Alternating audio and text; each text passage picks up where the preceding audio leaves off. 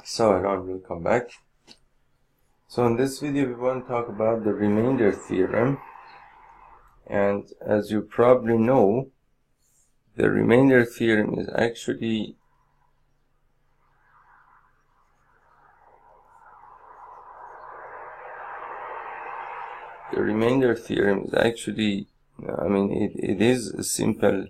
it's a simple concept, but it turns out to have very, very fundamental and important applications in mathematics. Probably wherever you go in mathematics, the remainder theorem is in one way or another used to prove something, or to come to some sort of result or something which is very fundamental to mathematics. So but it's basically a very simple concept. Let me close my window.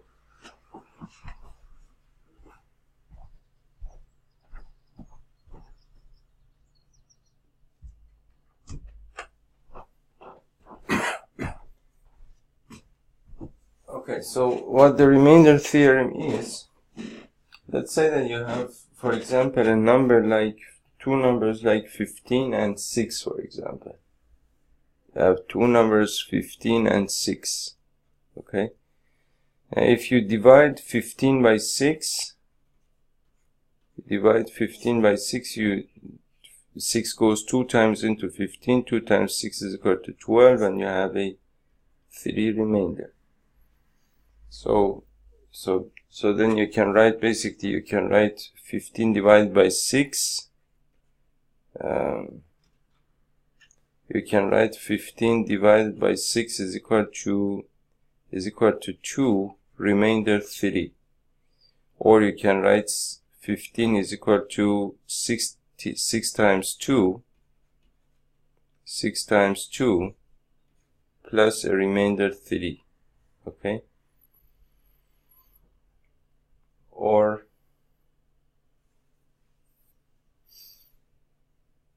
Or if you have two numbers like, for example, 12 and 6,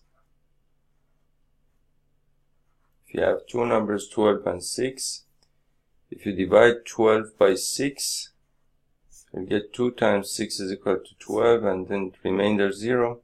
So 12 divided by 6 is equal to 2, remainder 0. Or you can say that 12 is equal to 6 times 2 plus a 0 remainder. So you see, in this situation over here, since your remainder is equal to 0, basically by definition of division, you can say that basically 12 was divisible by 6, and what that means is that basically 6 goes evenly into 12 2 times. And what that means is that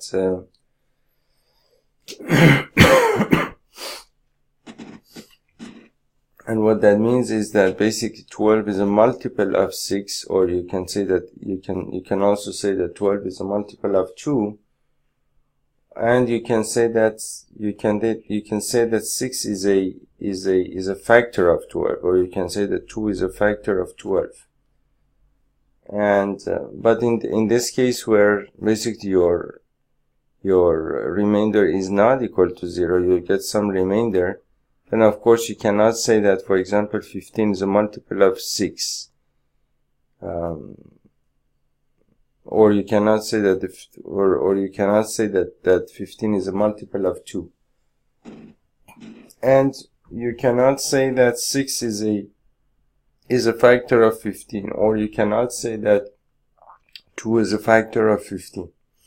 So this happens because you have a remainder 3, and then what that means is that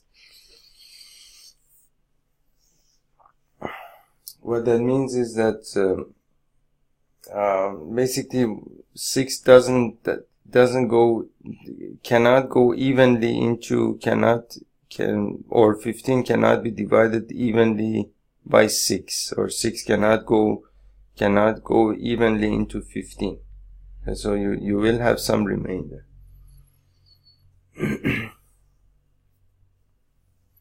Now the same concept that we have here, we can apply it to polynomials, and basically in one way or another, a polynomial is the same thing as a number, because basically a polynomial,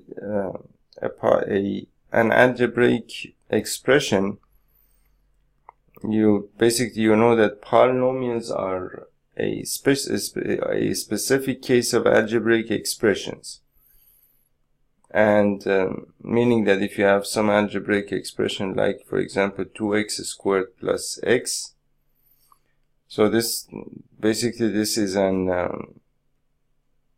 this 2x squared plus x is basically an algebraic expression.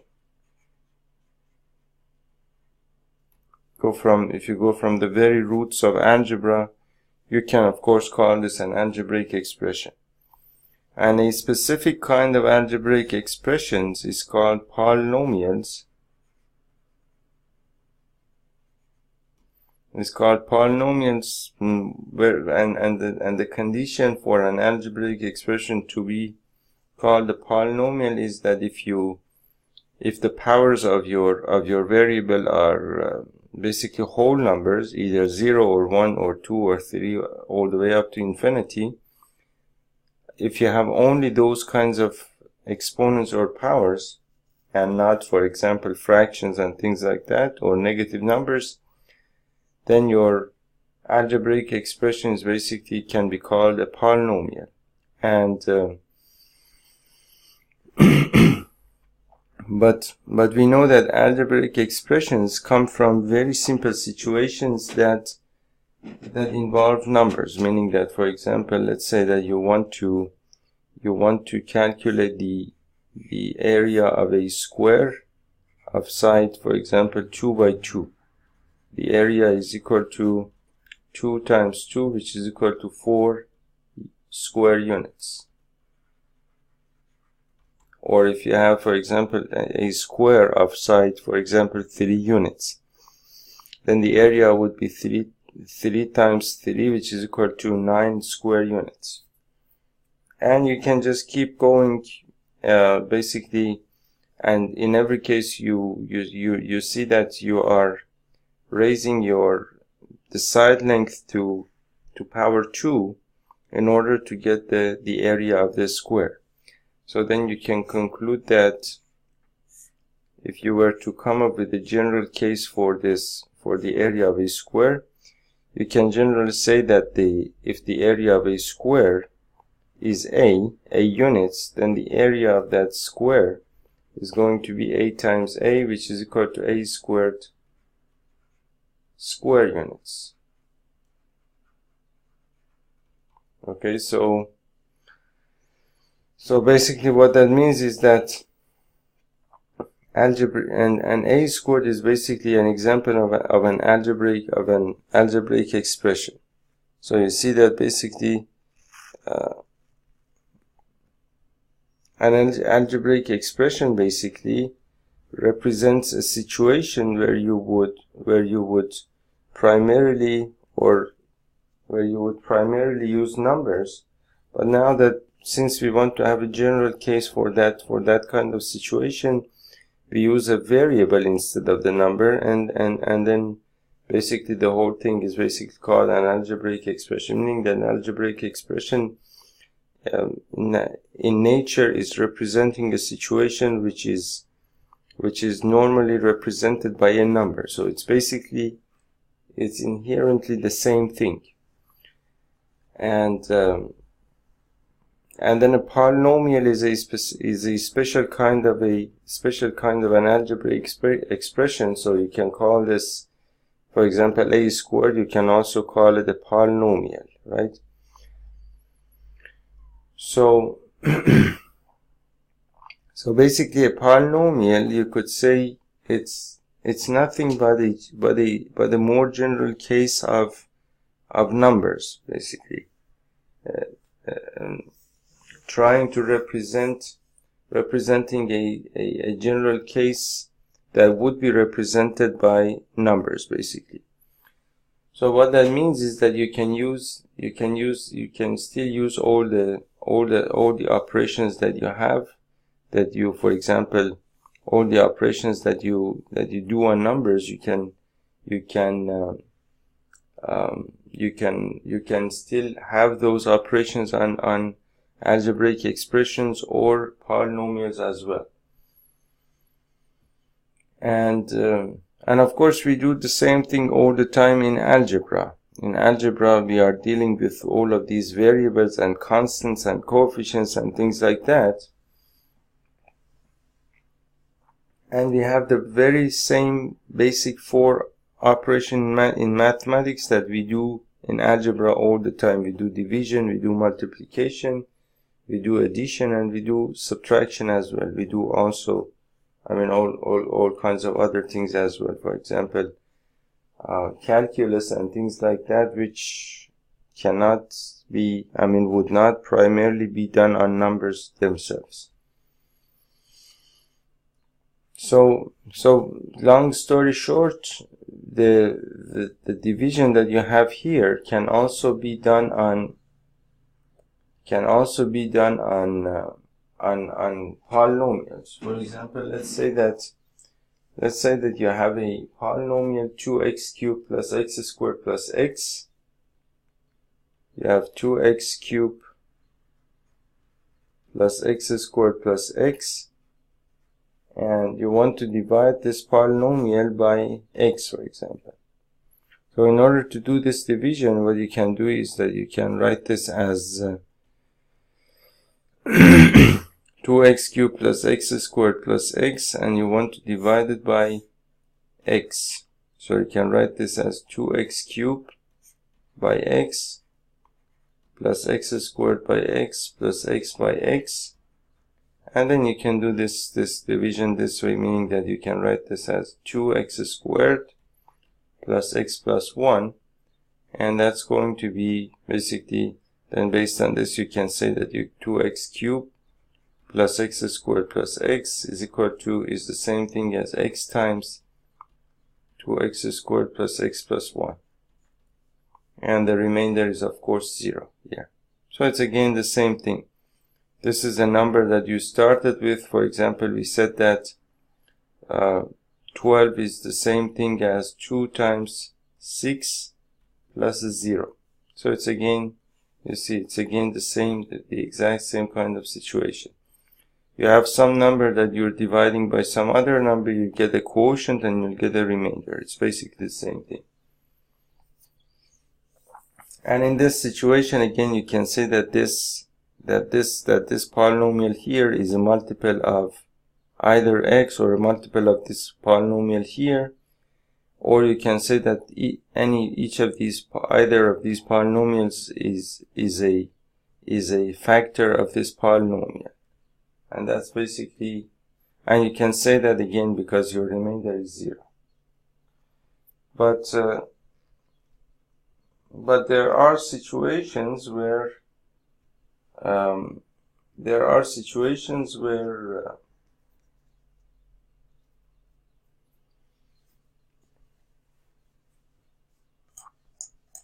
where basically this kind of operation cannot be done, meaning that you would get a remainder. And for example, let's say you're dividing 3x squared plus x plus 1 and you want to divide it by x. So you see 3x squared can be divided by x, x can be divided by x, but 1 cannot be divided by x because the degree of this term is lower than the degree of this term. So then you will get a remainder here. And if you do this kind of operation, you would get 3x plus 1 plus a remainder of 1.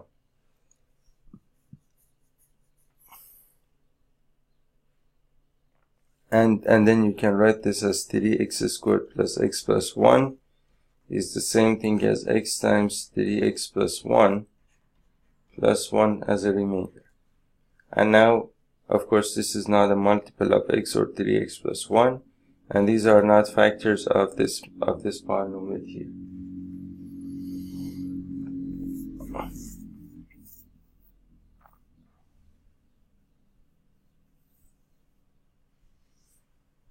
Okay, so now you saw that over here, I mean, every time that you want to divide a polynomial by another polynomial, you have to kind of take the terms apart and do the division manually one by one, and then somehow come up with the quotient. So now, in order to make this easier, we have basically developed an algorithm, a simple algorithm to do the same thing for us. And the algorithm is basically something like this, meaning that let's say that you have p of x, and that p of x is equal to x plus 3x squared minus 1, and g of x is equal to 1 plus x, for example. You want to divide p of x by g of x.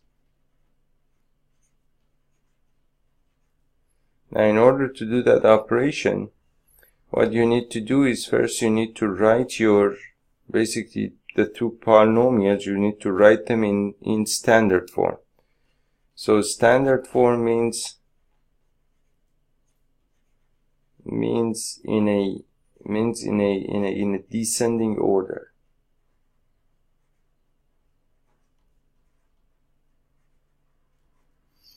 So what that means is that then your p of x would be equal to descending order, meaning that the higher powers of the variable come first, meaning that you have 3x squared, after that you have x, and then after that you have the negative 1, and the g of x in a descending order would be x plus 1. And then you want to divide p of x by g of x, so you write your p of x as 3x squared plus x minus 1, and then you divide it by x plus 1, and you do the same as what you do if you were dividing two simple numbers. So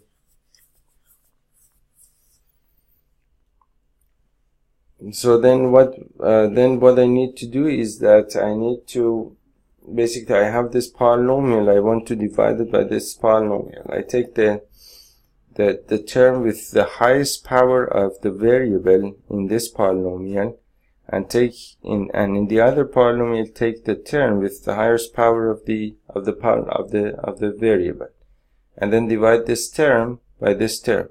So 3x squared divided by x is equal to 3x. Okay, so 3x, I write it over here, and then you can multiply. 3x times x is equal to 3x squared, and 3x times 1 is equal to 3x. And now you need to subtract this polynomial from this polynomial up here. It's exactly the same thing that you do in the case of numbers as well. Now, since here you want to subtract this polynomial from this polynomial, what you can do, let's call this polynomial down here, let's call it, for example, b, and let's call this a. And you want to subtract b from a. That means that you want to subtract b from a. And that's the same thing as adding the algebraic opposite of b to a, meaning that you can write a plus negative b. So a plus negative b is the same thing as a minus b. And what that is basically adding the algebraic opposite of b to a. And that is the same thing as subtracting b from a. So I'm going to do the same thing here. Take the algebraic opposite of b, which means that you simply multiply negative 1 by this whole polynomial here. With the negative 3x squared negative 3x.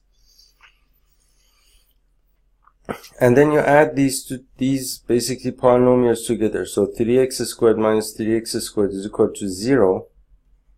And x minus 3x is equal to minus 2x minus 1. And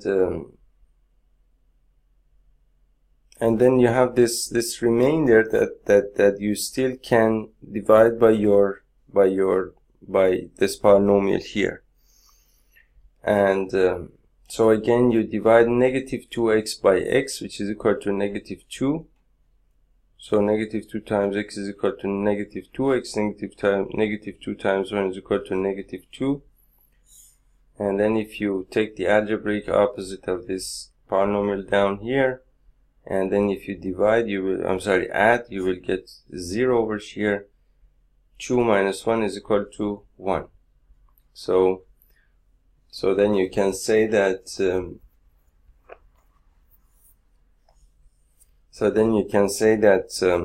3x squared plus x minus 1, 3x squared plus x minus 1, if you divide it by x plus 1, that's equal to 3x minus 2 and a remainder 1. Okay.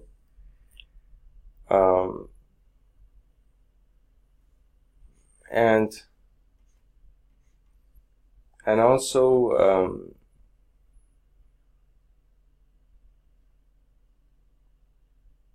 so what you can say here is that basically 3x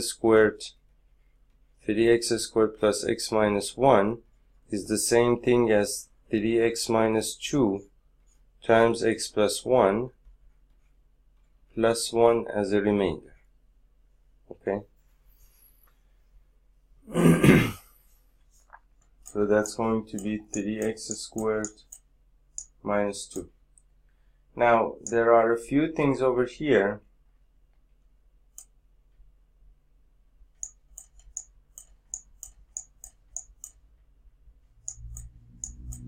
There are a few things over here that you need to actually understand. Meaning that when I said that, for example, 15 divided by 2 is equal to, 15 divided by 2 is equal to, for example, 6 times 2 is equal to 12, and you have a 3 remainder there.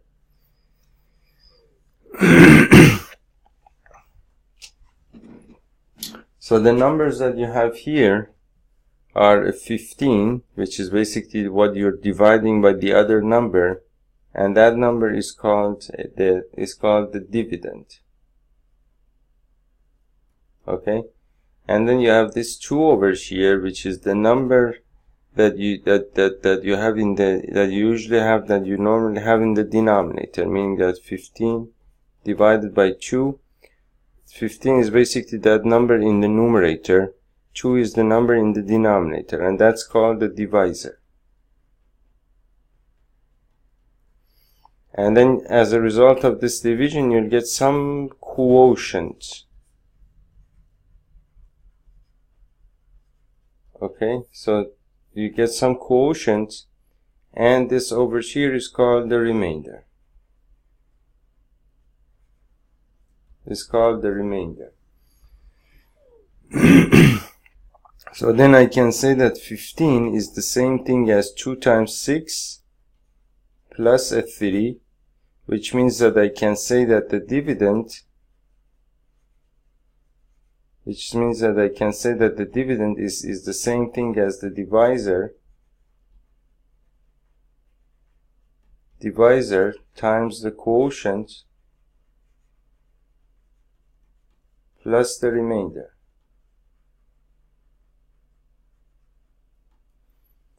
And and then if basically now this is actually a kind of a formal way to state that the remainder theorem, and what that is, we can say that in general,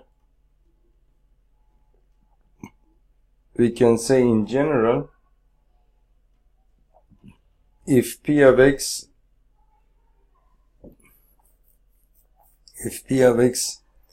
and g of x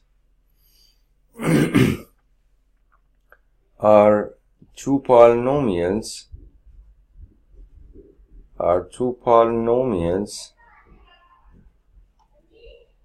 where the degree of p of x is greater than or equal to the degree of g of x,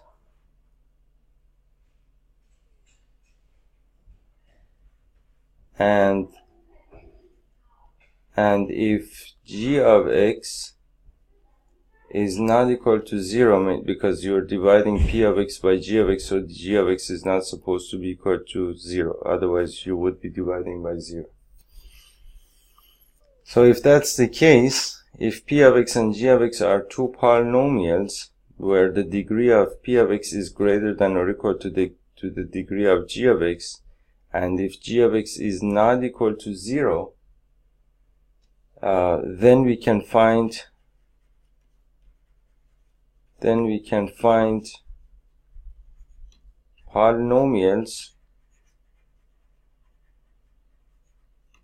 polynomials q of x and r of x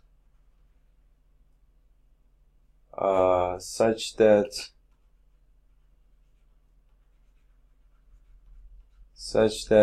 p of x can be written as q of x times g of x plus r of x, where r of x, which is basically your remainder, is equal to 0. It's either equal to 0, either you have a 0 remainder, or the degree of r of x is less than the degree of g of x. So what this means, the degree of r of x is less than the degree of g of x. In division, you can see that you always, whenever you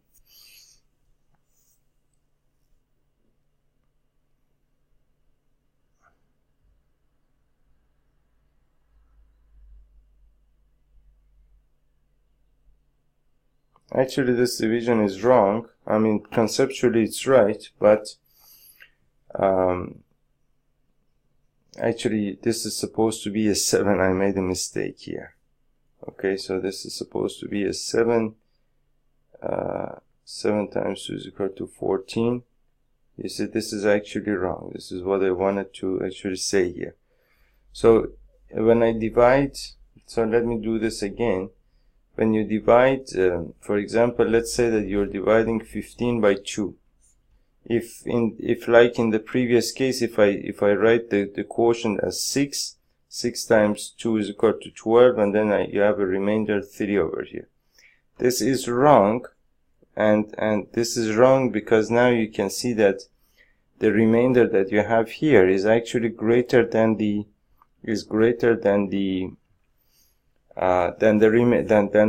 divisor here. So of course it doesn't make any sense, and still you would be able to divide, but it doesn't make any sense to do that, meaning that you have to go back. You have to go back here and write 15 divided by 2. You can write it as, instead of 6, you can simply write a 7. 7 times 2 is equal to 14, and then you have a remainder 1.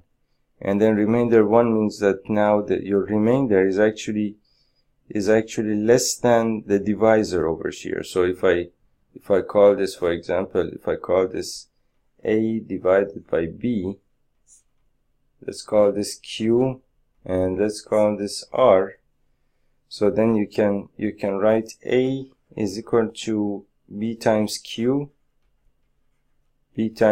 plus r, where r is less than b, less than the divisor. And here we have said the same thing. meaning that we have said that r of x is less than the degree of r of x is the degree of less than g of x. In polynomials, we talk in terms of the degree of things, and in polynomials, the degree means how valuable things are. And in numbers, of course, we don't have degrees, but we have the value of the number itself, and that takes care of the problem of value there in numbers. So that's basically the remainder theorem stated formally, in the case, at least in the case of polynomials.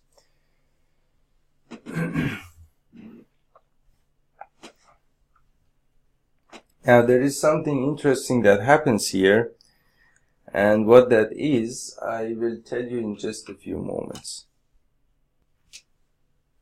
Okay, so now the interesting thing that happens here is that in the case of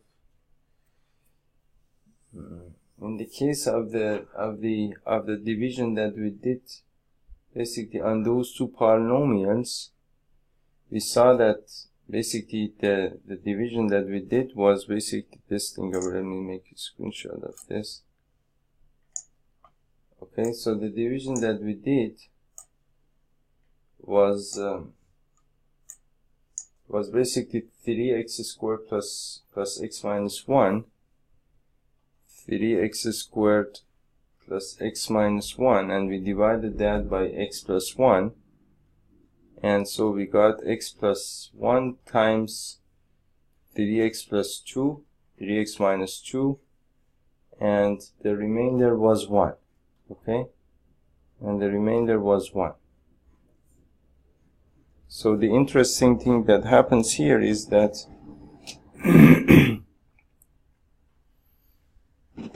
the interesting thing here that happens is that basically if you divide this polynomial 3x squared plus x plus minus 1, if you divide it by a linear polynomial,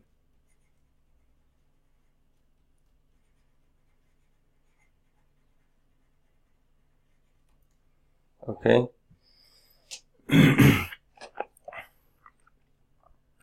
now what happens is that this linear polynomial, if you make a polynomial equation out of this linear polynomial, that would be x plus 1 is equal to 0.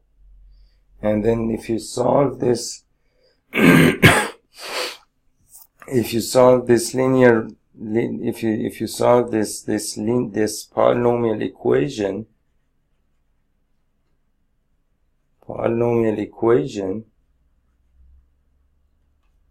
what you will get is that basically x is equal to -1, and this -1 is the root of the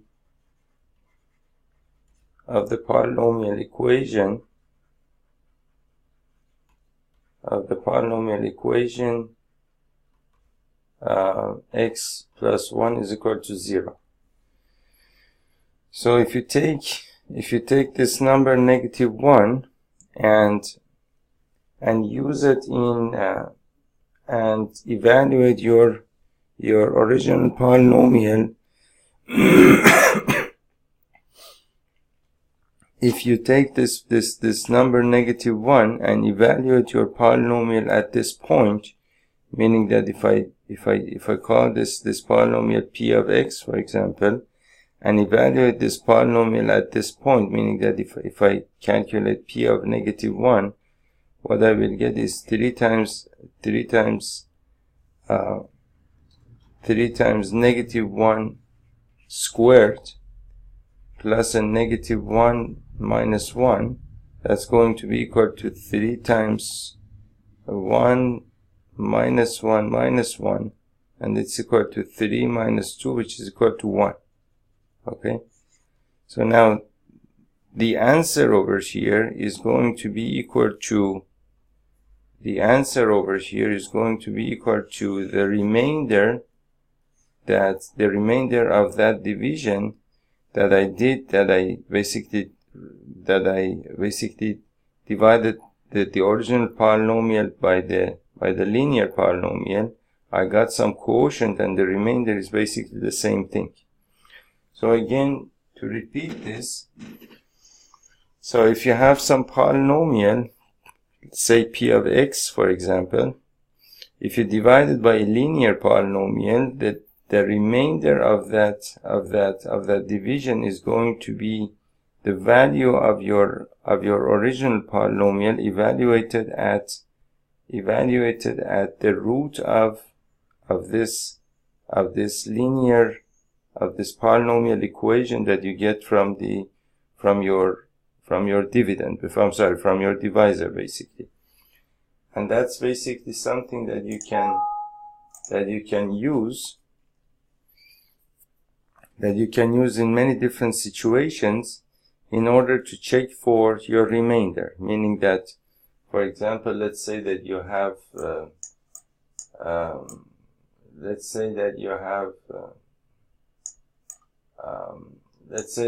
for example, you want some sort of division that you want to do here. You have, for example, 3x raised to the power 4 minus 4x cubed minus 3x minus 1, and you want to divide this by x minus 1.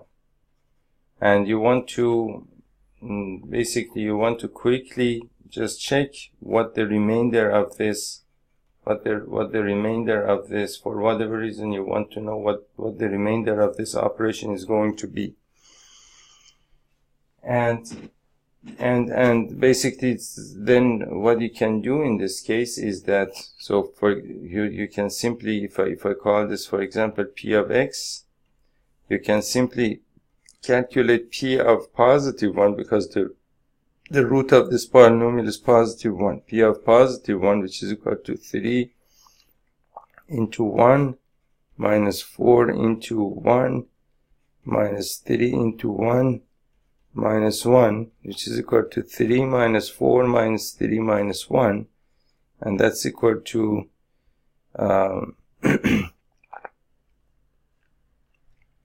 that's equal to 7 minus 8 minus 5. So now what that means is that if you do this calculation, the remainder of this division is going to be negative 5. And this basically tells you a whole lot of things about this operation. First of all, it tells you that, of course, the remainder is negative 5.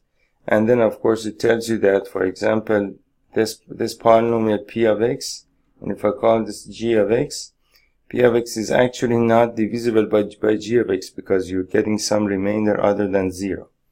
And of course, you can use this in many different situations, in many different ways, but it's actually a very, very handy tool when it comes to working with polynomial, the division of polynomials.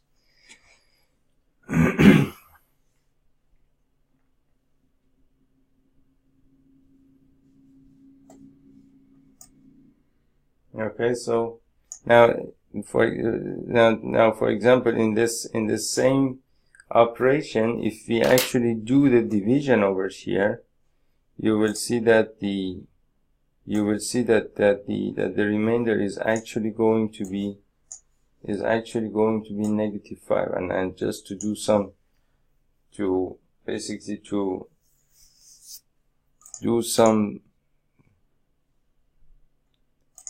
just as an exercise, we can actually do this division over here. So let's say that you have 3. Let's say that you have 3x raised to the power 4 minus 4x raised to the power 3 minus 3x minus 1, and you want to divide it by x minus 1. Okay? So and that is a 1 actually. Okay?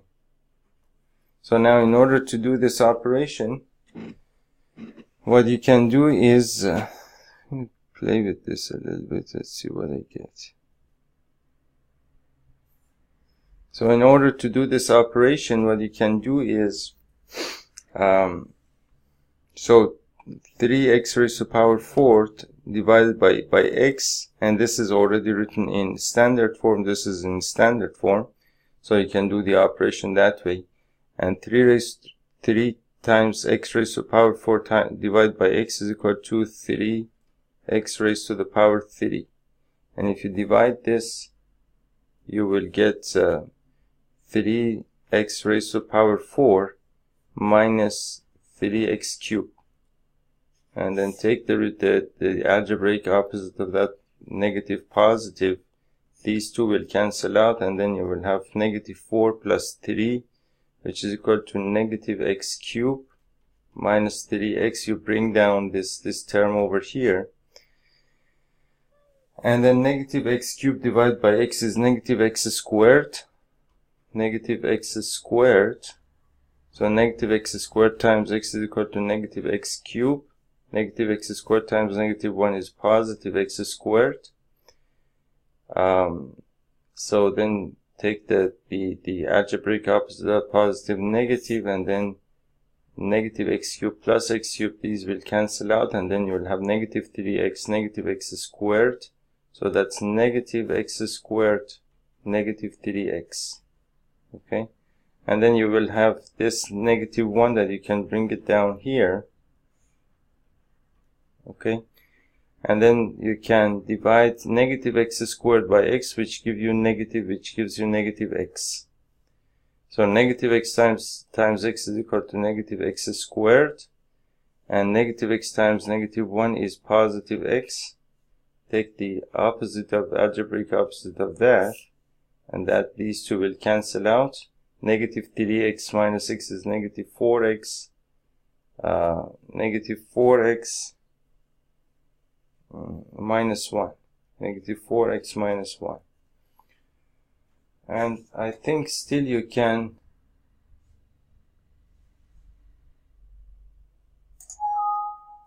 do this operation,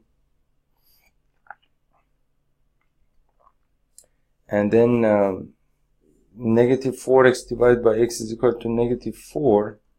So that's negative 4x plus 4. Take the opposite of that, positive, negative. These two will cancel out, and that's a negative 5.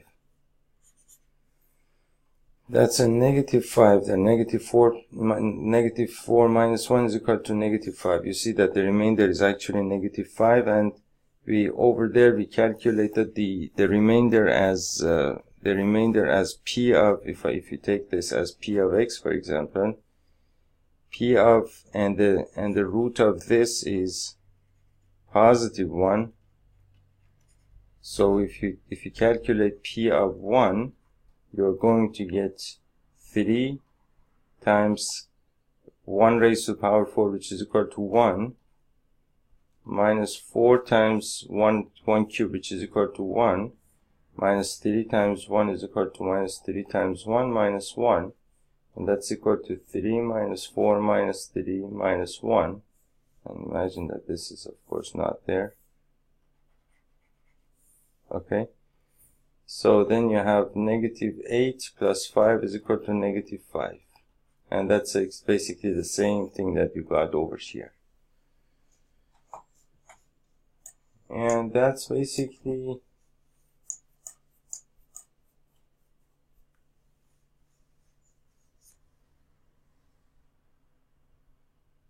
that. So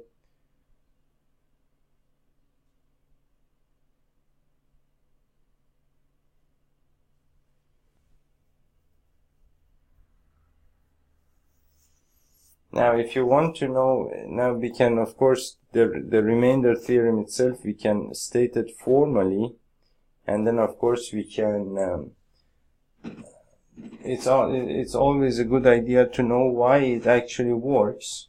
Okay, so to state the remainder theorem formally, what you can say is that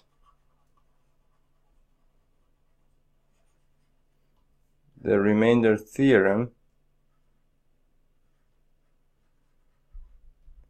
so it's let p of x be any polynomial of degree greater than or equal to 1, and let a be any real number. So if p of x is divided by the linear polynomial x minus a, then the remainder is p of a. So let's make this 40, 37. Let's see what happens. Okay, so let p of x be any polynomial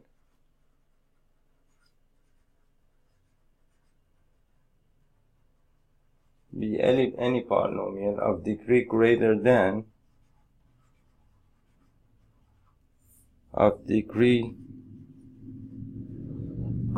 than or equal to 1.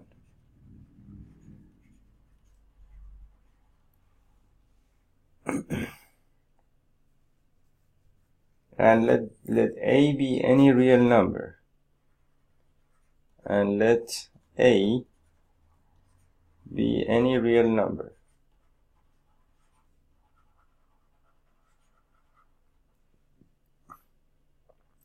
If p of x is divided by the linear polynomial, if p of x is divided by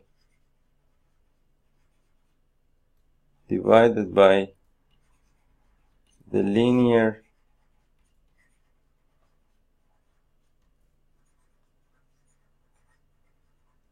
polynomial x minus a, and you see that in this polynomial, basically the root of this, if you out of this polynomial, if you create the polynomial equation x minus a is equal to 0, then the root is going to be x is equal to a. Okay, so then if p of x is divided by the linear polynomial, so this is supposed to be by the linear polynomial x minus a, then the remainder is p of a.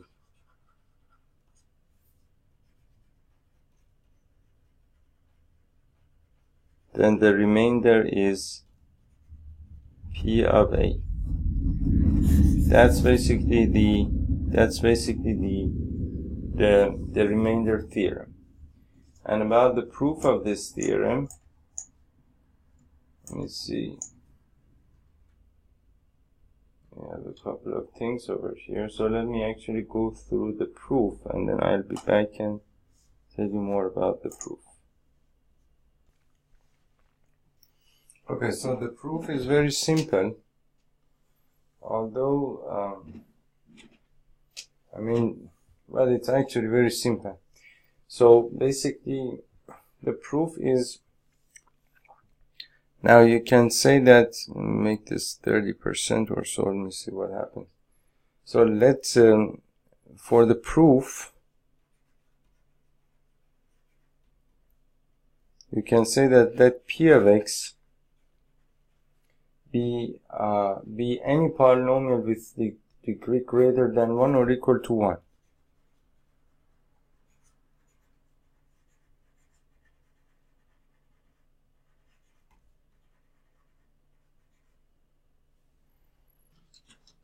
Any polynomial with degree greater than or equal to 1. Okay.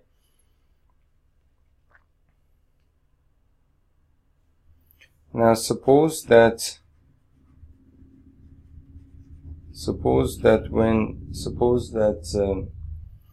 basically p of x divided by x minus a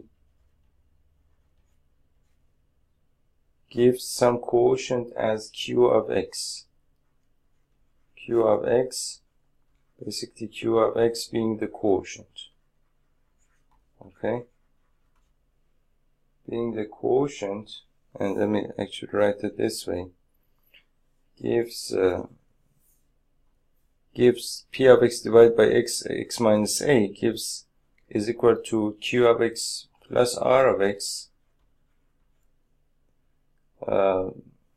basically q of x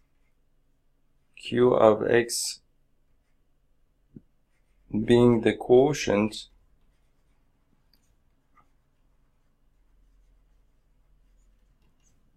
and R of x being the remainder.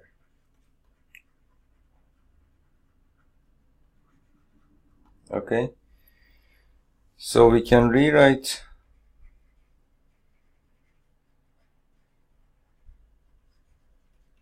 the division as,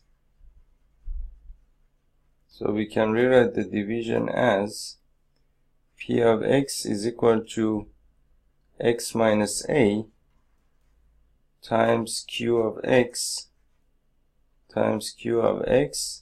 plus r of x. Now here, since the value of the degree of r of x is, since in this equation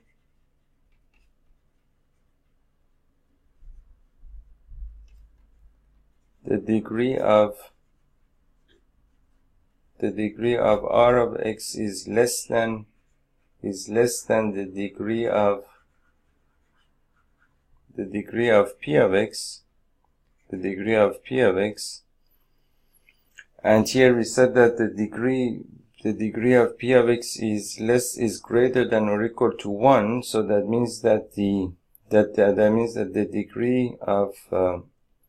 degree of basically p of x, that means that here you can take the degree of r of x at most 0, because if it's even 1, then it's going to be equal to, if the degree of p of x is basically greater than or equal to 1, that means that the degree of p of x can be equal to 1, right? So if you want to take the degree of x less than the degree of p of x, that means that the degree of r of x can be at most 0. So in this equation, the degree of r of x is less than the degree of p of x. So the degree of r of x is equal to 0.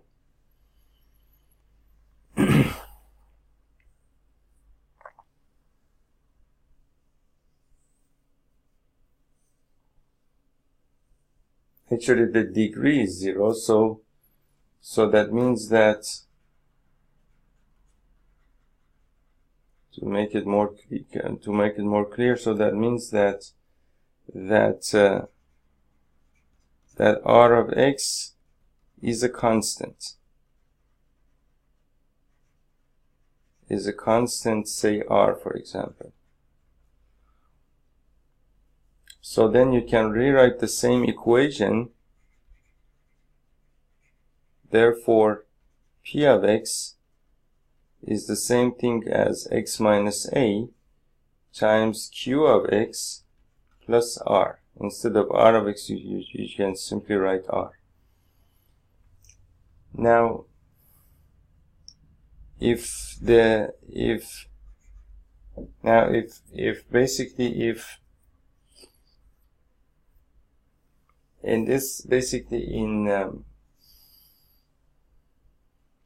x is equal to a, basically, at this point, at x is equal to a,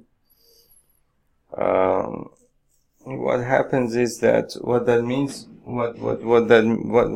when we say x is equal to a is that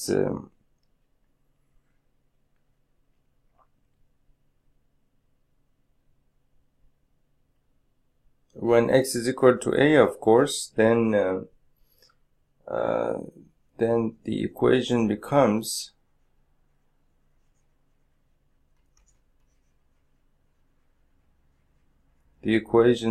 p of x is equal to a minus a times q of x plus r. And a minus a is equal to 0, so this whole thing goes to 0. And so therefore p of x is equal to r.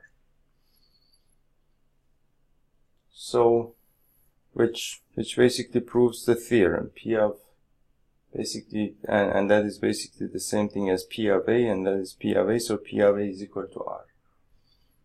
And that basically, this proves the theorem.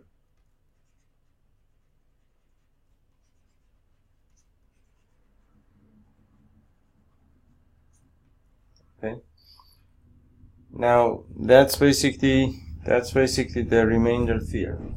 So what that means is that, again, very simple thing, although I'm sure you have understood that the proof over here, the proof is not that complicated. It's not really complicated at all. It's very simple. And one more thing,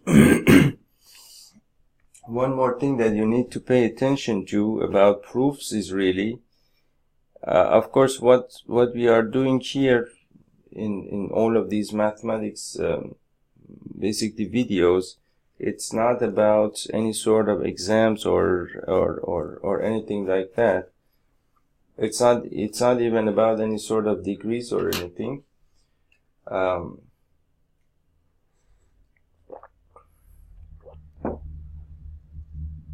So basically what I'm personally doing is that I'm dealing with some physics and some electronics, and for that kind of thing you need a good solid foundation of mathematics.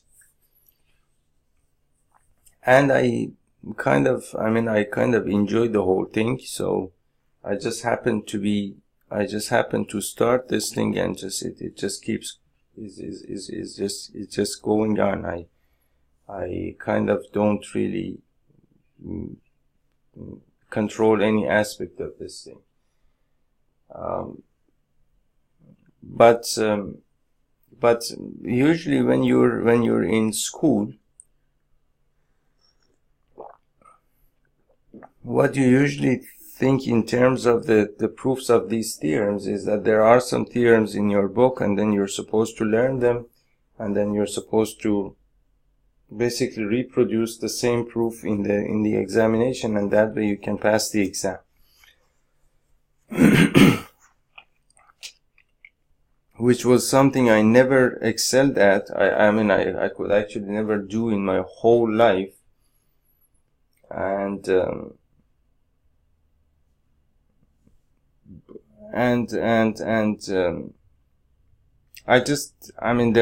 was simply no point in doing that, at least for me personally. So I just didn't do that. But now I can see that what I can see in these proofs is that it actually gives you a way to think about. Basically, it gives you simply step by step. It's showing you why basically this thing that we set up here, and we called it, for example, the remainder theorem, why this thing actually works. And that's actually very, very important, meaning that I need to know when I'm using a theorem, I need to know why this theorem works. Otherwise it's not about peace of mind or anything, or it's not about some sort of desire to know everything. It's not that either. It's just that if you don't know why something works, then you might actually use it in the wrong situation, and in the wrong situation, the right thing is not going to work for you. That's basically the reason why you need to know why, for example, a theorem works. And why a theorem works basically comes simply in the proof. So I repeat this, if you don't know, if you know why a theorem, for example, works, then you will actually use it only in the right situation, meaning in the type of situation where it's supposed to be used.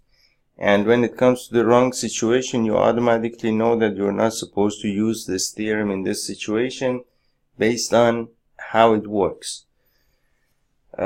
It's just like, for example, you know a formula from physics or chemistry or something like that. If you have understood and derived the formula yourself, you will always use it in the right situations, and you will always get the right answer. if you have kind of somehow just memorize the formula from some textbook, you will, this is my personal experience, you will use it in many wrong types of situations, and the right formula used in wrong situations will give you, of course, the wrong answer, because it's not supposed to be used there. Okay? So now, long story short, the remainder theorem basically simply says that if p of x is a polynomial of degree greater than or equal to 1, and a is any real number, then if p of x is divided by the linear polynomial x minus a, taken from this a over here, then the remainder is p of a. And we saw that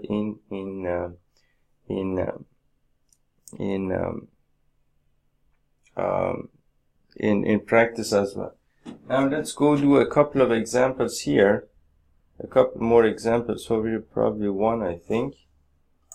And I think we are two more examples we have here. Let's do these two and then we will wrap this up. So the next example is find the remainder when is divided by, so for example, let's say that you have x raised to the power 4, x raised to the power 4 plus x cubed minus 2x squared plus x plus 1, and you want to divide this thing by, you want to divide it by x minus 1. Okay? And remember that this is a linear polynomial. Okay? Remember that this is a linear polynomial, and the remainder theorem is strictly about a linear polynomial. If for example here you had some sort of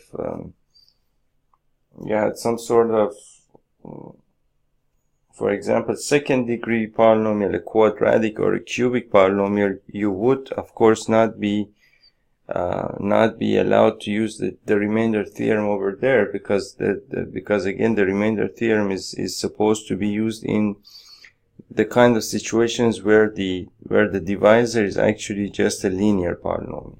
Okay? And you want to know what sort of remainder you're going to have if you divide this polynomial by this polynomial. Okay? So your a over here is actually positive 1. So from this, if you set this equal to 0, x minus 1 is equal to 0, and remember that this is your divisor, this is your dividend, right? So if you set your divisor to 0, you will get x is equal to positive 1. That means that your a is here is actually equal to 1. And now you can use this number in order to find the remainder by calculating. If I call this, for example, if I call this polynomial, for example, p of x. Okay, now if you calculate p of a being this number over here, that would be 1 raised to the power 4 plus 1 raised to the power 3 minus 2 into 1 raised to the power 2 plus 1 plus 1. And that gives us 1 plus 1 minus 2 plus 2. These two will cancel out, and the remainder is going to be 2. So basically, by the remainder theorem, 2 is the remainder when p of x is divided by this polynomial over here. Or for example, let's say that you want to know whether some polynomial is a multiple or is a factor of some other polynomial as well, of some other polynomial. In that case, you can use the remainder theorem as well. So for example, let's say you have some polynomial here, q of t, which is equal to 4t cubed plus 4t squared minus t minus 1. And you have some other polynomial 2t plus 1, you want to know whether q of t is a multiple of this polynomial. You want to know whether q of t is a multiple is a multiple of 2t plus 1. Okay, so first you need to understand the question, and the question is asking whether q of t, which is basically this polynomial here, is a multiple of this polynomial. And being a multiple is basically is if you basically to just a review of multiples and factors. So for example, let's say that you multiply 3 by 1 is equal to 3. 3 by 3 times 2 is equal to 6, for example. 3 times 3 is equal to 9. 3 times 4 is equal to 12. 3 times 5 is equal to 15. And so on and so forth. So here basically what you can say that 3 is a multiple of 3, or 6 is a multiple of 3, or 9 is a multiple of 3, 12 is a multiple of 3, 15 is a multiple of 3. So this list over here is a list of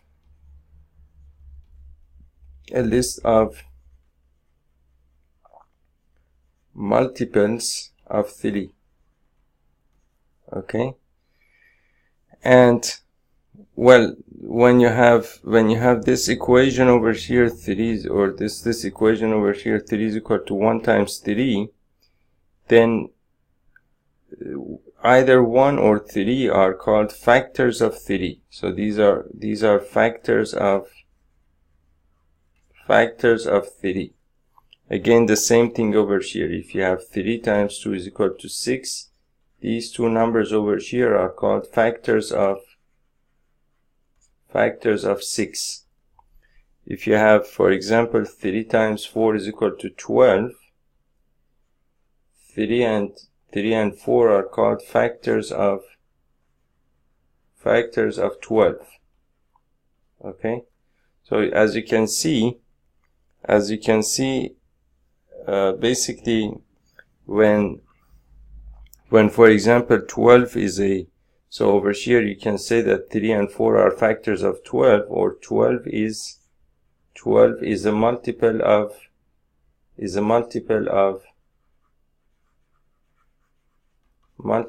3 or 4. Okay, so when a number is a multiple of some other number, you can see that the number is actually greater than or equal to that number, and also the number is divisible by the other number, meaning that 12 is divisible by 3 or 12 is divisible by 4. But when a number is a factor of some other number, for example, you see over here that 3 or 4 are factors of 12, these two numbers are actually smaller than the other number, and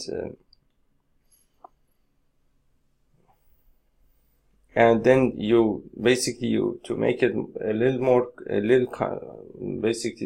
just in order to confuse you, we say that 12 is divisible by 3 or 4, and we also the other way around, we say that 3 or 4 divide 12. Okay, so when you can say that 3 divides 12 or 4 divides 12, and these are factors of 12. And then we also say that 12 is divisible by 4, or 12 is divisible by 3, and so 12 is a multiple of either 3 or 4. Okay, so that's basically the whole concept of multiples and factors. So now what you can do here,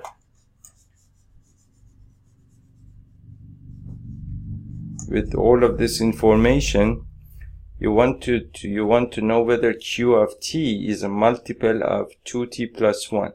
So now we know that for example, if a number is a multiple of some other number, for example 12 is equal to 3 times 4, so 12 is a multiple of 3 and 4. Okay, so that means that 12 is actually divisible by 3 or 4, meaning that if I divide 12 by 4, I'm going to get a 3 remainder 0, or if I divide 12 by 3, I'm going to get a 4 remainder 0. So that means that if a number is divisible by some other number, you're going to get the remainder 0, and then also you can say that that number is a multiple of the other number. Okay? So now you can use this information again over here, and if basically q of t is supposed to be a multiple of 2t plus 1, then of course it has to be divisible by 2t plus 1. If it's divisible by 2t plus 1, that means that if you divide it by 2t plus 1, you are supposed to get a remainder 0. Okay? So now using the remainder theorem, what I can do, I can check whether the remainder is going to be 0 if I divided q of t by this polynomial. If the remainder is 0, that means that q of t is actually divisible by 2t plus 1. If it's divisible, it's the multiple of 2t plus 1. Okay, I hope I didn't confuse you or anything, but that's basically how it works. So the concepts that you need to understand here are the concept of basically if a number is divisible by some other number, and also the concept of multiples and factors. So these three are important, of course, everywhere. And if you're not familiar with that kind of thing, you can let me know. I will either, I don't know, I will either do a video on that, or I will show you, I will send you to I will show you some proper material where you can, or books basically, where you can go and read about these concepts, and then also do some exercises in order to master these important concepts basically. Okay, so now what you want to do is basically use the remainder theorem in order to see whether this polynomial is divisible by 2t plus 1 or not. So if the remainder of the division of q of t by 2t plus 1 is equal to 0, that means that q of t is divisible by 2t plus 1. So what you want to do is that you want to find the q of the root of this if you make a equation out of this polynomial, if you make an equation out of this, that would be 2t plus 1 is equal to 0, and t is equal to 2t is equal to negative 1, and t is equal to negative 1 by 2. Okay, so then if you calculate q of negative 1 by 2, that will give you the remainder of the division of this polynomial q of t by this polynomial 2t plus 1, and that is equal to 4 times t cube.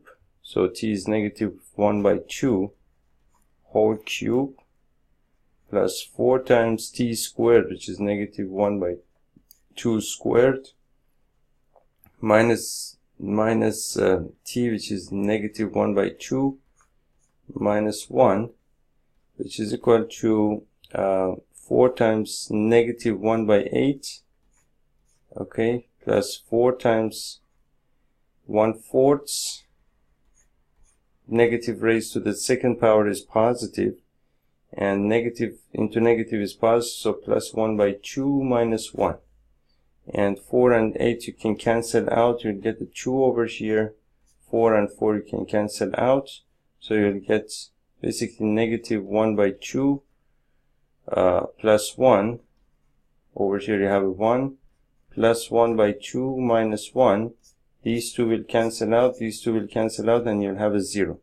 That means that the remainder is going to be 0 if you divided this polynomial q of t by this polynomial 2t plus 1. That means that this polynomial is actually divisible by this polynomial, or you can say that q of t is a multiple of 2t plus 1, or you can say that 2t plus 1 is a factor of q of t. Okay? So that's basically all that we can say about these polynomials.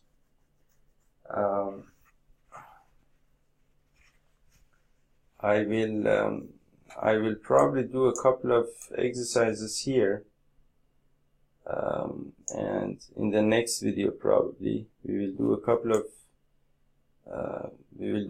of exercises, and then we'll move to the some factorization, and there is something else called the factor theorem, and so on and so forth. So I see you in the next video. Thank you.